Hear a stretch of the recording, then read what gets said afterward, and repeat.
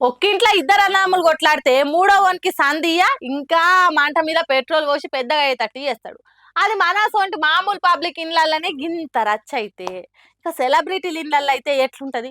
ఇగో మంచు ఫ్యామిలీలో కూడా గదే రచ్చమోపైంది. ఒకళ్ళ కంటే ఒకళ్ళు 4 ఆకులు ఎక్కువ చదువుకున్నట్టురు కదా. పోటీల మీద పోటీలు పడి మరి పోస్టులు పెట్టుకుంటారు. ఈ ఇద్దరు అన్నదమ్ములు విష్ణు మనోజ్లు. మరి గా పోస్టుల కథ ఏంది? ఓసారి అరుచుకుందాం పాండి. స్నో ఫ్యామిలీలో అవుతున్న రచ్చ ఇప్పట్లో ఆగేటట్టు ఓడతలేదు కదా. స్నో తాతకు కొడుకులిద్దరు ఇట్లా ఎవరికి సమాధానం చెప్పాలనో సమజ్గాక సతమతం అవుతుండు కావచ్చు. లేకుంటే వాళ్ళ పోస్టులు చూస్తే మనకే పిచ్చిలేస్తుంది. ఇంకా ఆయనకు ఎట్లా అనిపించాలి ఏం కథ? ఇగో ఫస్ట్ ఇంట్లోకి వెళ్ళి కొట్టిరంటున్న చిన్న కొడుకు మంచు మనొచ్చి పోస్టు చూడుర్రి. చూసిర్రా పెదరాయుడు లెవెల్ ఉందిలే పోస్టు.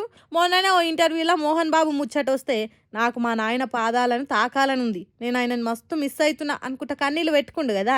ఇప్పుడు ఆయన బెల్లంకొండ శ్రీనివాసు నారా రోహిత్లతోటి కలిసి చేసిన సినిమా భైరవం ఇయాలనే రిలీజ్ అయింది. దీనికి ప్రమోషన్లు కూడా జోరుగానే నడిచినాయి. 9 ఏళ్ల తర్వాత సినిమాలకు దూరం అయ్యి ఇంట్లో లొల్లైనాక ఈ సినిమాతోని ఫ్యాన్స్ కు దర్శనం ఇచ్చిండు మనోజు. మరి ఈ సినిమాతోని పోయిన అదృష్టం కలిసి వస్తుందేమో చూడాలి.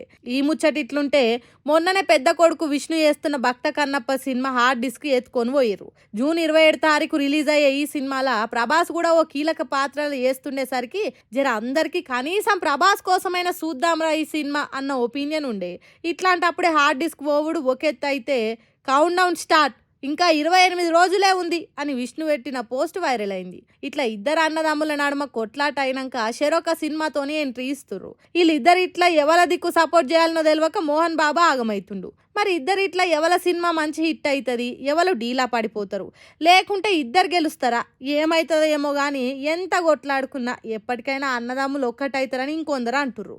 ఏమో చూద్దాం పాటుర్రిగా ఏం చేస్తాం మనం మాత్రం.